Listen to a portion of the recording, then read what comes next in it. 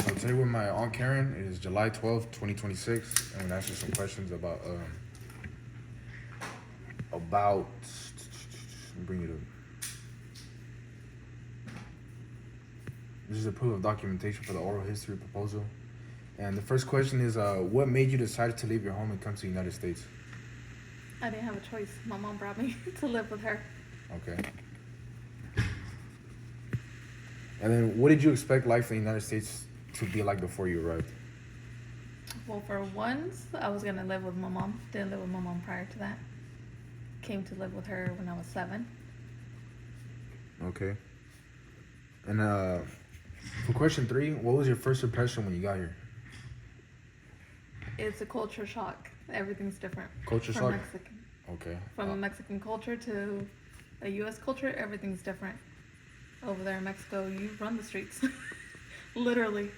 Yeah. You're literally out in It's the a different morning lifestyle, and you don't yeah. come back in until nighttime. Mm-hmm.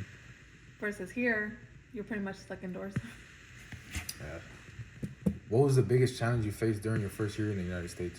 The language barrier. Language barrier? What was the biggest... so you said the language barrier, right? Mm-hmm. What was very difficult about that? Just trying to understand people? And then I had to do... Well, when I came here, I was supposed to start first grade. Mm-hmm.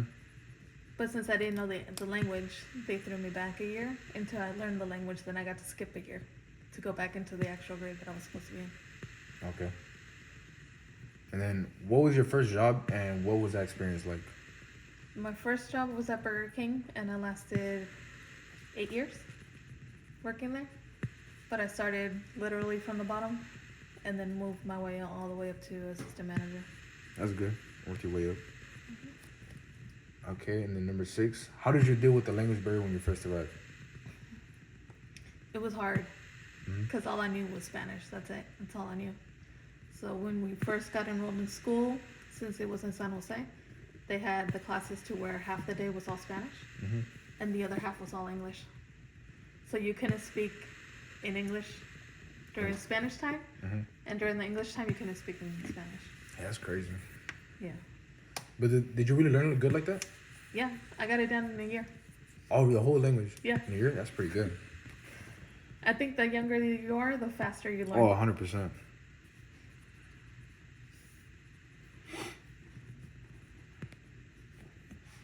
Have you ever felt like you had to choose between your Mexican culture and fitting into American society? And what was that experience like? Every day of my life. Every day of your life? Literally every day.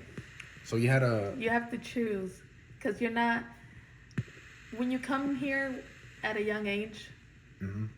and you live here for so many years, after a certain amount of time, the people that are left behind in Mexico no longer consider you part of Mexico. Because you Because left. you're over here. Mm-hmm. And the people from here don't consider you from here because you weren't born here. Mm-hmm. So it's literally every day. You face that challenge. Or of someone asking you, where were you born? You're not from here?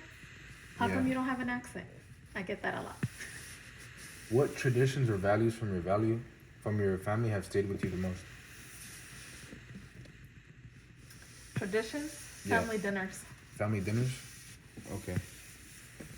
A weekly family dinner. What sacrifices did you make to create a better future for yourself or for your family? Staying in the U.S. Staying in the U.S.? Okay. And how did you stay in the U.S. Make it better for your family? It made it better because it created a future for my children.